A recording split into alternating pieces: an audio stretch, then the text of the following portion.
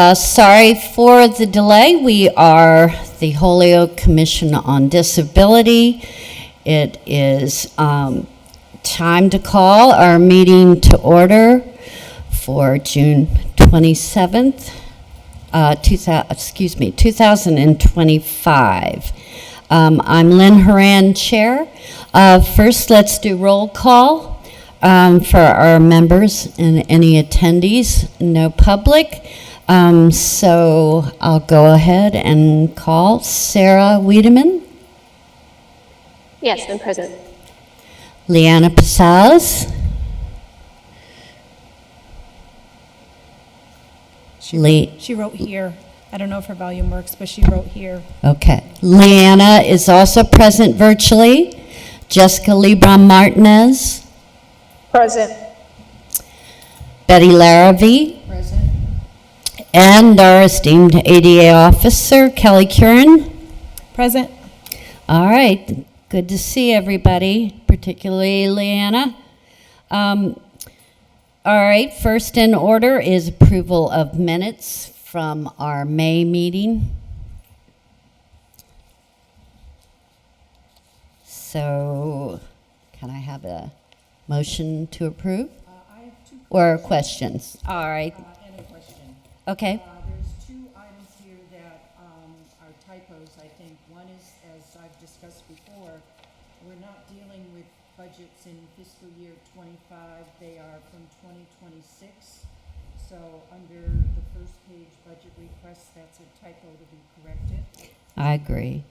And then on the last page, under new business, the potential member has a name misspelled. It's Leenders, Leenders. That is correct as well. And then I just have a question about, under new business, the executive meeting proposal. Yes. It says an executive meeting for commission members to discuss their roles. When was that executive meeting held, or has it been scheduled? No, we were discussing the possibility of having that meeting so we can talk about the bylaws, what our roles are, as well as kind of a good communicative meeting among our members to just establish and reestablish, especially for the new members coming in, what their roles are. All right, thank you. I thought the way it was listed that you had scheduled it already. So Oh, no. clear in that. All right, thank you. No, in fact, we can even try to talk about that potentially tonight. Good questions, and actually that took care of mine as well. Anybody else have any corrections on the notes? Doesn't sound like it. Lynn, Go ahead. Sarah. Yes. Betty, do you guys mind telling me again what you just said for the clarifications for the minutes? I couldn't find where you were speaking. Okay, the first correction is on the first The budget page, request the presentation. second bullet under budget request presentation Mhm. process. It's fiscal year 25, and it should be 26. And Sarah, Okay. you might, and Betty's absolutely correct on that. That was my error initially, and I've since corrected it in documents we've sent out to city council members. But just for clarification, you might put fiscal year 2026, and you might put in parentheses starting in July of 25, just for clarification for those that don't always understand that fiscal years don't necessarily coincide with calendar years. Sure. And then there was somebody's name who's misspelled. Yes, that's Heather Leenders, and it is 2 E's instead of EA. Okay, hold on. I didn't Use- remember. Heather, Yep. L-E-E. Yes. LEE in Got it. Okay, thank you. DERS. That's Got it. right. Yep, Thank you. no problem. I'll make a motion to approve the minutes with corrections as presented. Second. Okay, all in favor of approval? Who seconded? Me? Lynn. Oh, you're Aye. the chair, you can't. Aye. Okay. I don't know who's talking. So, Lynn seconded. Can someone else second? Lynn's the chair, so she Yeah, can't I can. second. Second. Jessica LeBron seconded, and then everyone else said aye. Unanimous approval, okay. And Sarah, by the way, good job, with all the talking and things you have to go over. Looks like a pretty good summation. Also, the advantage of the recording that we can always go back to and look, should that need be. Okay, next in line.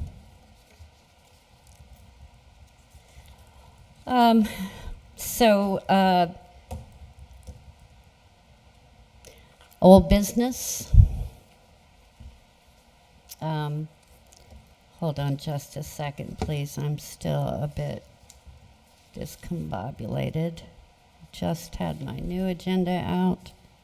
And I don't know what I did.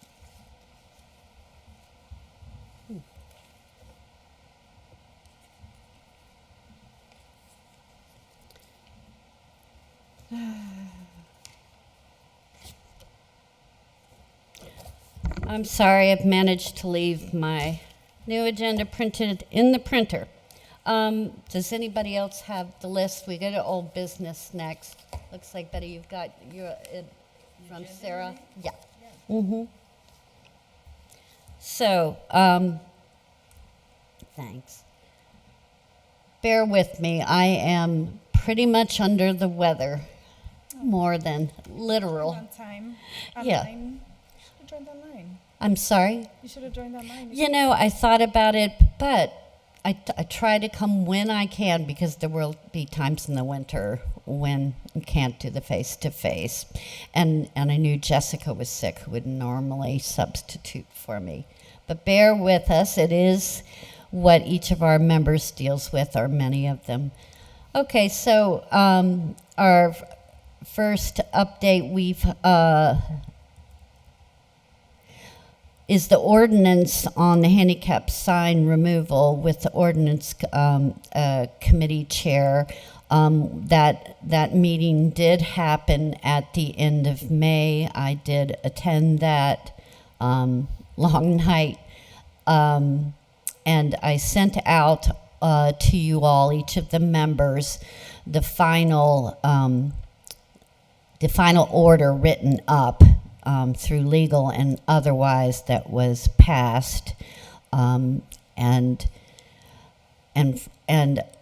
it followed pretty much. Asked online again members who had been involved with this. Betty, who was smart enough to watch and realized they were bringing up this new ordinance, which was for sign removal when in the case that the disabled resident that formerly had it did not need it anymore. Updates on that.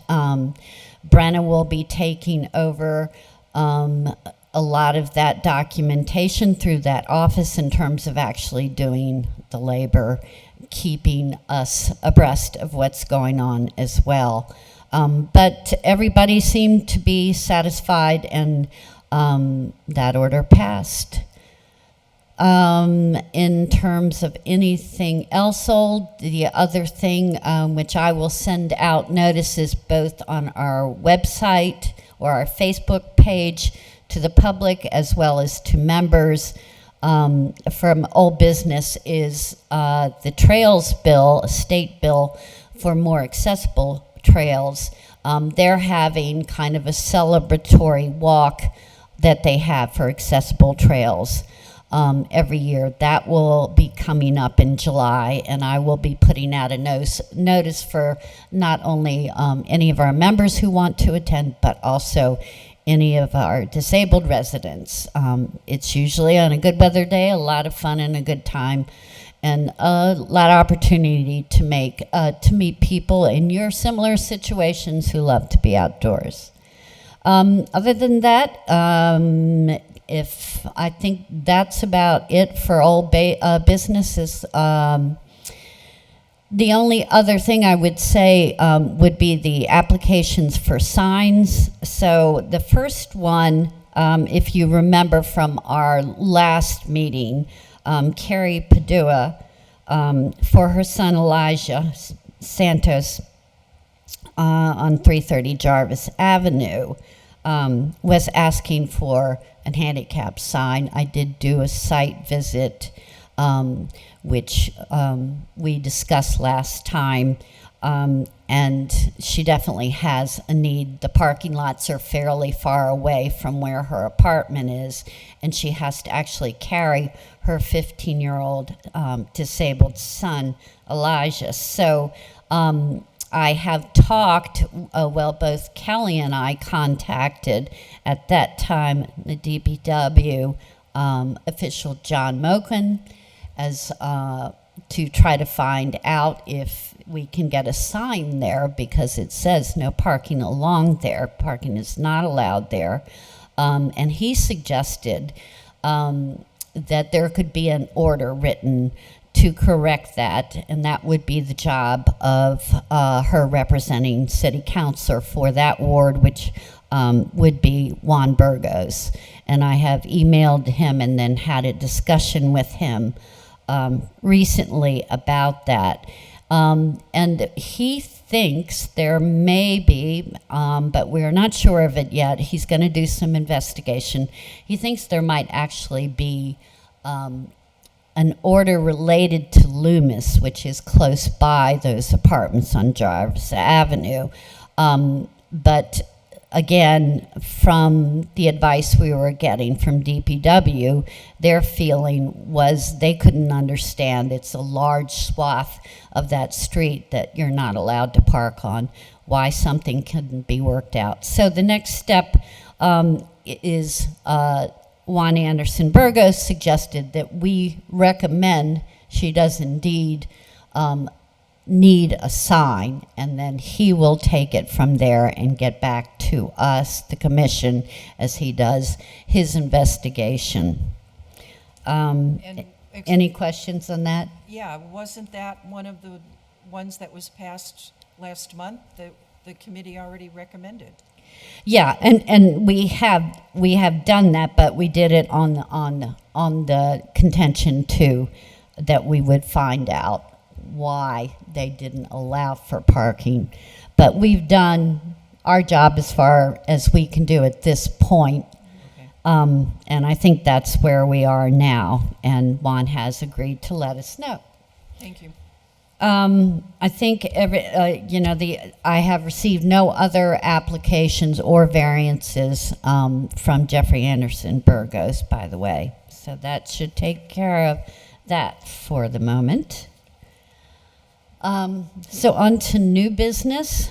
Again, no new signs to address. Let's see. Again, thank you, Betty. Kelly, you did attend the mod training session, is that correct, on accessible practices and municipal communications? And if you'd like to quickly share anything that you got from that, it looked like a really interesting training. I don't know if anybody else has had that particular one.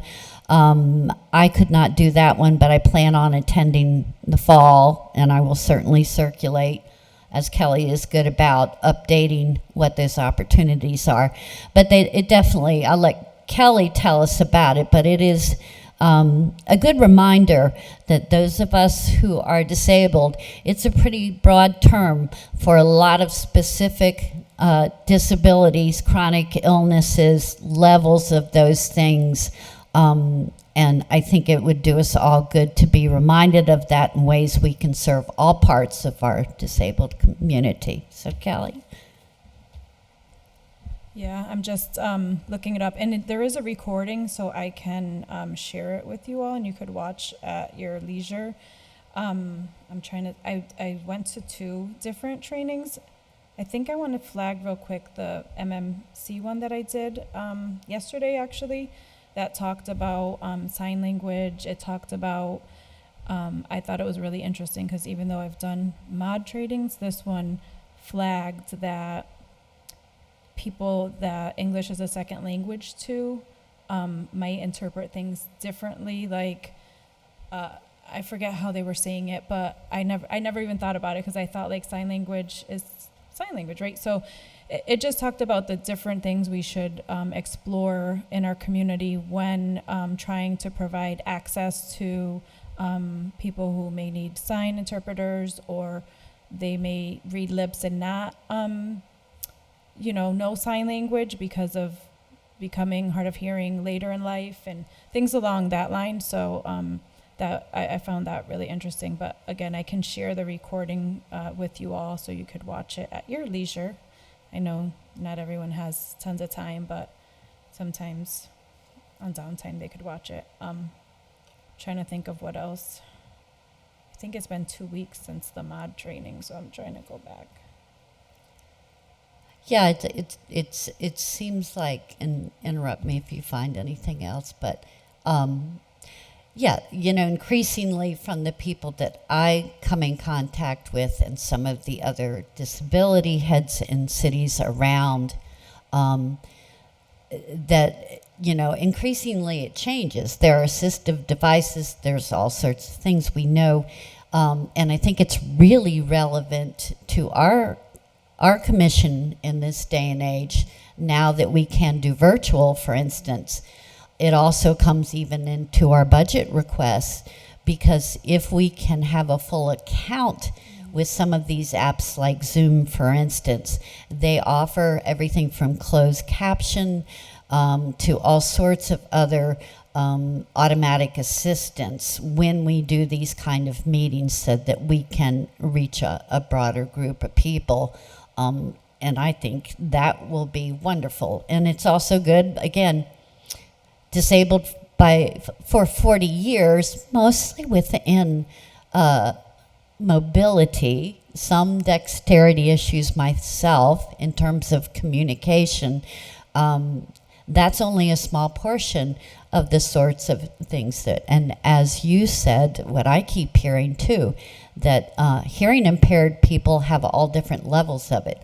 Folks that are vision impaired also have different levels of it, but it doesn't mean they don't still face obstacles of communication. So, yeah, that would be great to get that recording out, and we'll send that on. And also, I will also look up the calendar for future trainings for anybody that's interested as well. And I try to share them with everyone, so let me know if I miss anyone when I do share them out. Okay. And I don't know if it's on the agenda, but we did get money, so we can. Yes, it is on the get our agenda. own Zoom Yes, account. Exactly. That's definitely applicable there in a lot of ways. So I appreciate that too, Kelly, because in anybody's schedule, even when the interest is there, it does take time. It takes time to learn. So thanks for being our communicator on that one.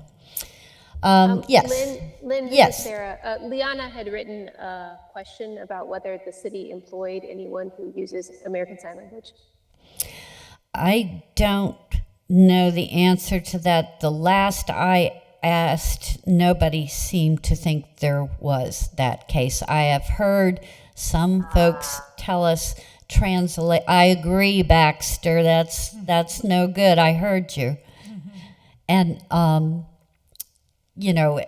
and so again, it really is probably a good way to lead into that item as well, in terms of the sorts of needs and things that we as a commission can provide, but also might require a budget. But before I get to that, and I don't want to cut you off, Sarah, but that I will definitely discuss more, because I see that as a huge part of something that we may be able to work out too as well. On the next item, the City Council chambers will be undergoing more renovations. What does this mean for Holyoke, etc.? We already had, we received some answers to that. Cocaine Givner from Ward 4 council, our Ward 4 counselor, told us that she will keep us abreast. We were able to find out because there was lots of discussion, including from some city officers who also were somewhat in the dark about what the plans were and when they would start renovation in our city council chambers. So on the note of our, we will have to follow that, but Councilor Givner said she would definitely be in communication with us to let us know. I also asked that she also consider the commission, because if we are doing renovations, then we should also be included in that design anytime with renovations in terms of if there are accessibility needs, which, oh, by the way, there are. But that's about as much as we know for now, and if I get more information, I'll pass it on. Any questions? Not a question, a comment. Mm-hmm. I did see the last committee meeting when the company doing the sketches for the redesign came in, presented, I think, 6 different sketches to the subcommittee, and they chose 2 that they liked and sent it back so the company could combine those 2 into something that they would like better. And the majority of the changes will be a smaller desk and redesigning the layout so no one has their back to the audience. Mm-hmm. They are very concerned about the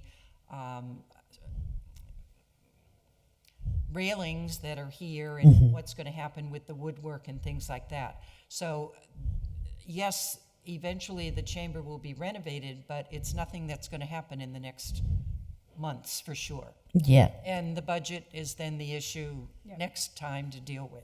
right. City council. That'll be a good time to watch and see specifically what they're going to do. So that's good to know, and again, those meetings are public, so we can all watch and find out what's happening as well. And you can always submit questions to our ward counselors as well. But and I certainly like the idea of even in body and approach, in body language, that our representatives deserve to be heard. They have important things that they discuss. They commit time. But they are our representatives, so I like the idea of an inclusive room as well. And we all love the wood, or most of us do. We love the historic buildings. So anyway, I don't think anything more. Anybody else have any questions on that? Or otherwise, we'll move on. All right, so next,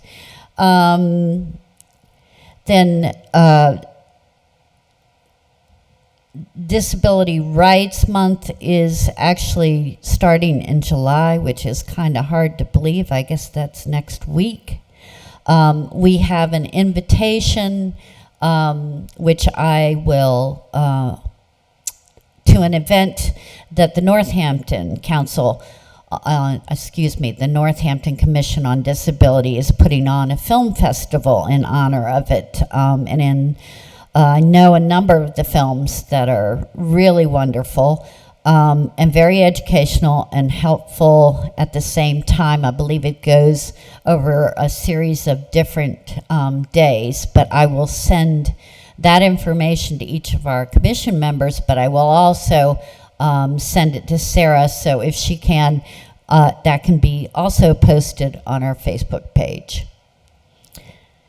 Anything else on that? Otherwise, I would like to discuss the new business. Well, actually, we probably should have discussed this in old business because we've been talking about it a while. Again, person here, deprived oxygen thanks to this heat and weak diaphragm, that I am skipping over that, or shouldn't have skipped over that. So we have a really big item that we have been working on in this Commission on Disability for a number of months. And that is what is ultimately coming to a submission for approval from City Council for access to what's called a 22G funds account by Massachusetts state law. The first thing that we did as a commission, and then I as chair started a subcommittee of a budget committee so that we could direct and delegate energies into this subject of maintaining at least some budget for us to be able to do a little bit more through our commission. That started first with talking with the mayor, and we had 2 to 3 meetings with the mayor and his staff in the early part of the year, as the commission members full commission was told as well. And they were good discussions. We have a mayor that started off, Mayor Garcia, being supportive of that and trying to find where the needs were, and in that discussion between our members and our own investigation and back and forth with the treasurer's office and the tax collector's office, we developed a strategy for this, knowing that the need for disabled residents in our city, like many cities around the country, the need is growing. This is not a partisan thing, but the fact is we know without a doubt that likely Medicaid will have massive cuts, and they provide not only health care for disabled and chronically ill residents of our city, they also provide transportation, which we heard a lot from our fellow member, Marlene Connor, who was a former transit authority. And by transportation, I mean aid in helping those people disabled who either can't afford a car or can't drive a car get to medical appointments, things like dialysis. This is a very common use of Medicaid across the country. And we have heard through various organizations and government officials too that because you have to plan ahead for all budgets, including this one that we hope to have, you must go with projections, not only of what's coming in, but what need we would be applying these things to. So that said, we saw an immediate need for the year of 2025. We knew the process to get the state funds access for the 22G required a much longer process, and for good reason, particularly since it would be a new approach and a new budget. So that would likely not come till into 26 or even 27, more likely, that we would see that. So we know people are disabled now. They'll still be disabled in a year or 2 years or 10 years down the road. So planning ahead was what we were trying to do. Thus the approach, as you all know, with our mayor. So we came up with categories specifically in discussion here in our commission, as well as in our subcommittee and with the mayor and staff, of items and categories that give us a little stretch and a little flex to help our disabled residents in practical ways. And that would, again, would be, those were the items originally submitted to the mayor's budget, which was going to come due. We started working on that. He started working that even in the spring. So the outcome of that, we had a full city meeting this past week on the budget items. The mayor and his staff gave us 2 line items in that budget that reflected those 4 itemized categories. Each of the items in the budget in various special meetings like that one that Marlene Connor and I attended, they went through each of those, and council members were allowed, if they wished to remove the funding or a portion of the funding, that was the time. Fortunately for us, the mayor's budget items for us held, thanks to those city councilors, by the way, who did offer support by not denying it. So we know we have that coming in. However, that still means treasure. It means going over when the money is dispersed and how, and we know too that it will mean regular accounting too. We're not too concerned about that because, again, we've talked with the mayor office on that, and we know we will get help from everyone from our ADA officer, who is also personnel director, to the treasurer's office as well as we do that. We have talked with one of our members in the subcommittee, Jessica Lebron Martinez, ahead of time had agreed to, should she, in our vote for treasurer eventually to happen, she would be more than glad to do it. She does. She works on budgets all the time for this city, as a matter of fact. I'm very confident in her competence, but that will be something to be voted on likely after our summer break when everybody's back in too as well. So this is a lot of information. One other thing I want to emphasize, and again, this is all information that you all have received from me many times, as have the city councilors now, all of them at this point, that again, but for the public's knowledge, we wish we have been told we will receive this budget money for the year that begins in July 2025, 12 months and into 26. That's our fiscal year of 2026. Then what we are hoping for is to get access to the funds. What you need to know is the funds come from, and only from the violations, from the fines of handicapped parking only, not to be confused with other parking. It is specifically from handicapped parking according to that law. And those funds in the past have gone into a general account and been sometimes onto free cash and dispersed. To our knowledge, we do not know any specifics after the collection of those for probably several decades that those fines have ever been used specifically to aid disabled people. So our contention is that we would like to have access to those funds. 22G, we've been following the Alliance of Commissions on Disability around the state. 22G funds actually do allow you to collect these funds, and it gives us the advantage of what a yearly budget will not give. A yearly budget means that we have to go through this process, very time-consuming, every year, both for city council and for our commission, every year, and that can change depending on who our mayor is, who our city councilors are. There's not a consistency, and if there's anything disabled people need, it's stability.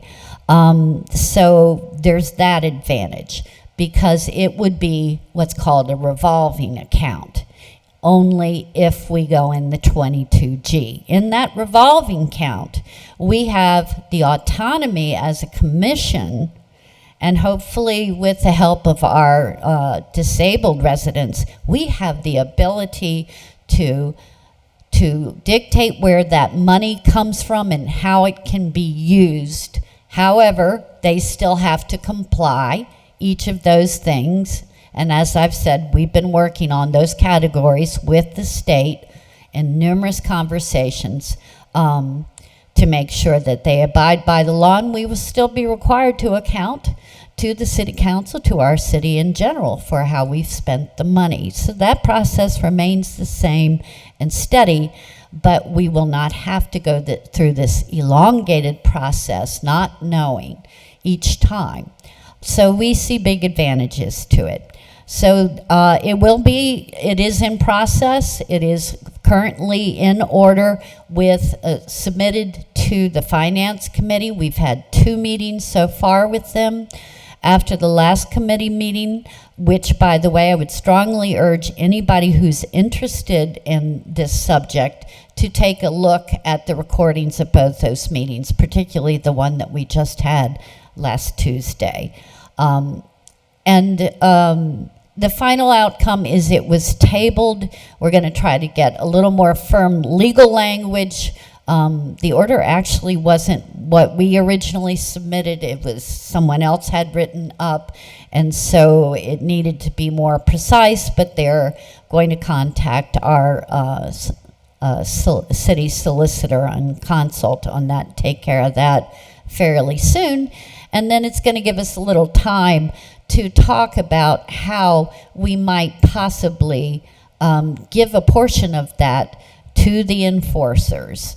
And that is something I would like to discuss with council more about how they see it. Personally, I think, I would like to correct that with our commission members.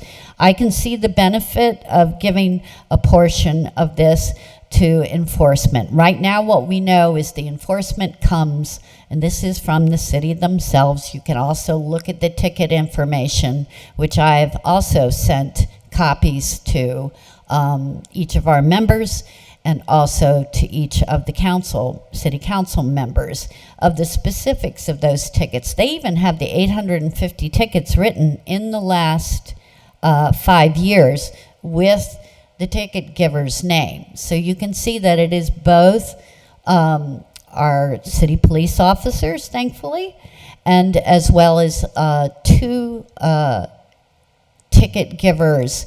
Carlos and John have been the current ones, and I've even spoken with Carlos recently, and we hope to engage them more about any kind of needs they think they have in doing the enforcement.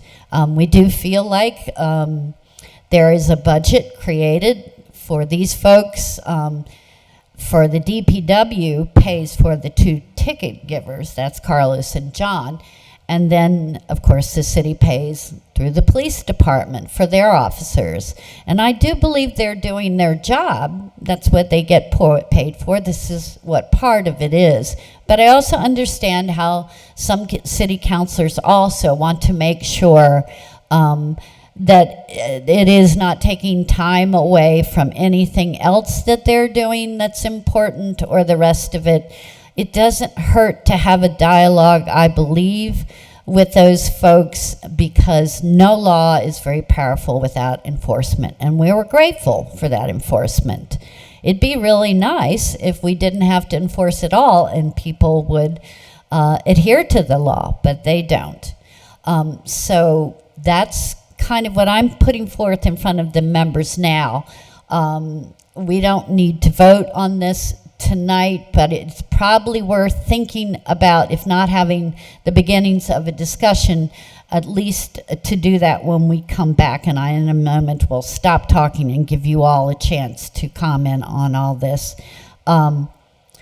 about whether we would be agreeable to include a percentage that goes to those things. The only other thing I will say is there was some insinuation by some counselors in our last meeting that this law is and should be used for bringing in revenue through parking, and that I won't go to all the details. I think the smartest thing would be for you simply to listen to each counselor's own words from the meeting on last Tuesday with the Finance Committee and judge for yourselves clearly. But again, the initiative of the law was to protect people like those of us on this commission who are disabled, and for those of the disabled residents that it is our job to support. That's its first initiative.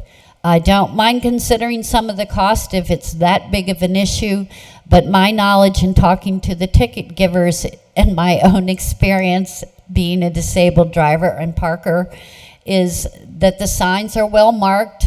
This commission has always done a good job of that with the signs.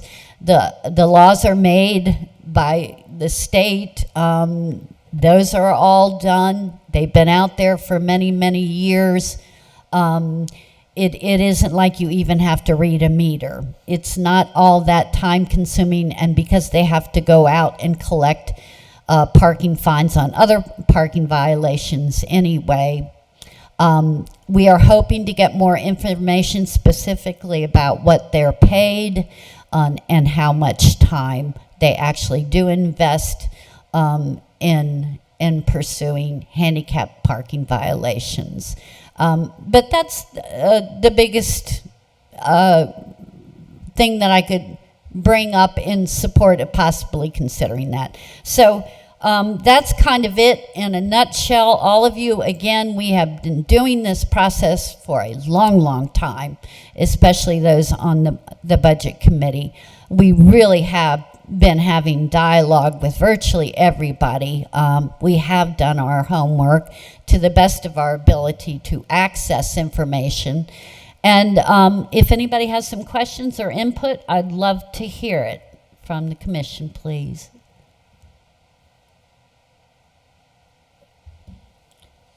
If Leanna wrote anything, can someone read it for us? Just because we don't have the computer right in front of us, it's actually in another room. We just see the screen. No, she didn't write anything else. Okay, thanks. So we're okay? No other questions?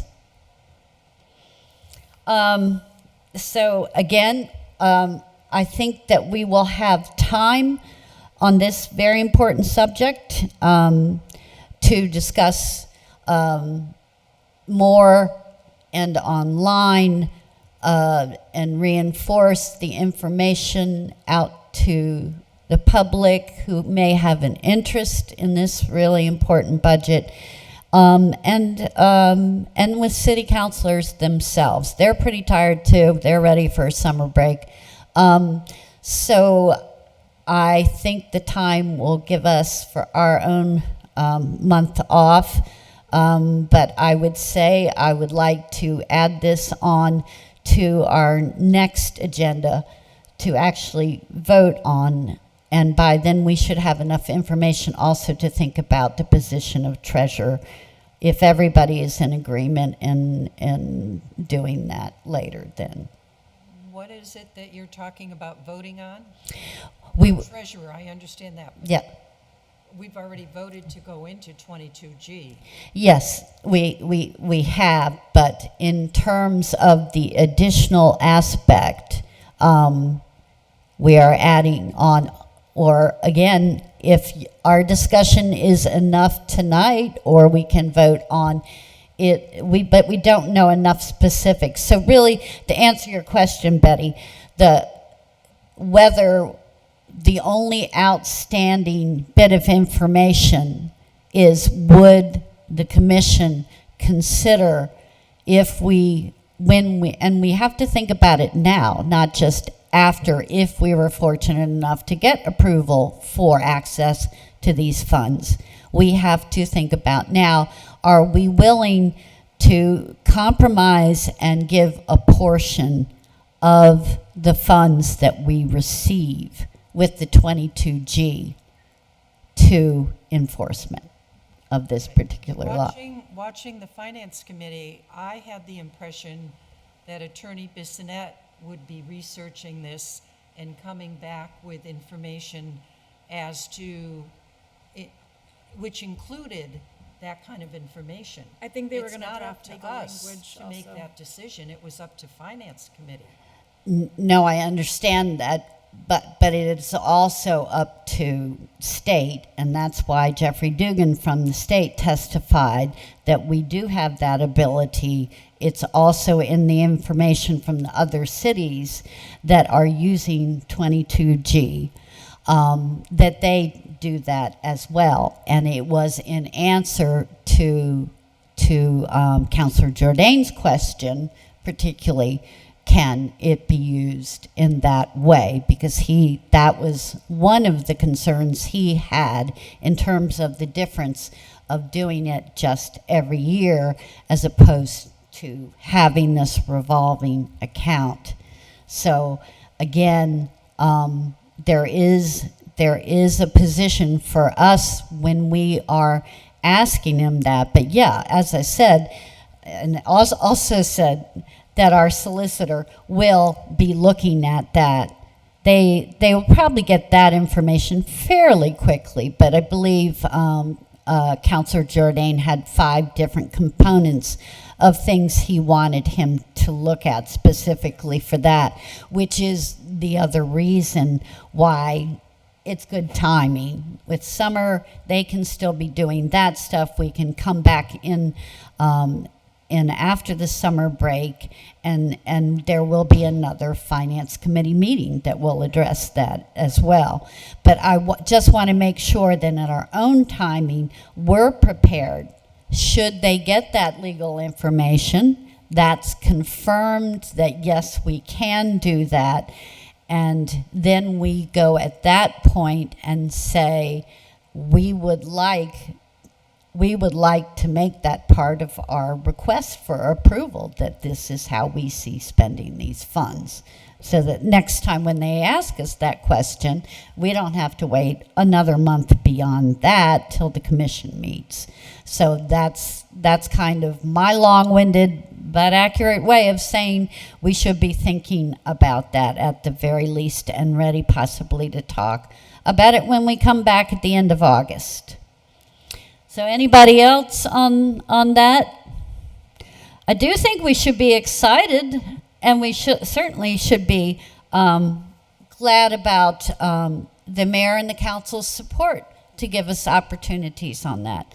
So moving on next, and again, still slightly related to that, I would also say that we can and should start thinking about getting ready to work on the survey. I'm really excited about that. And the first finance committee meeting, if you saw that, even the counselors that have been more hesitant about supporting us in the 22G did like the idea of the survey.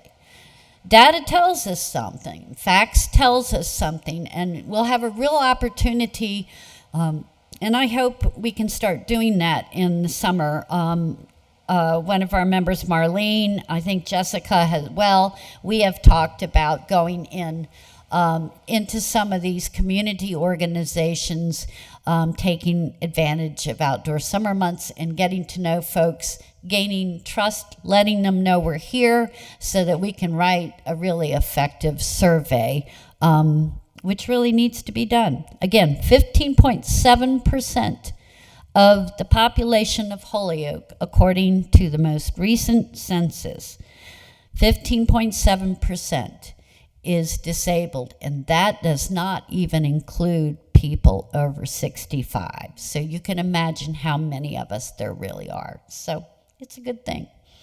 So I'm excited about that. I hope everybody else is. And tying things up, then I would say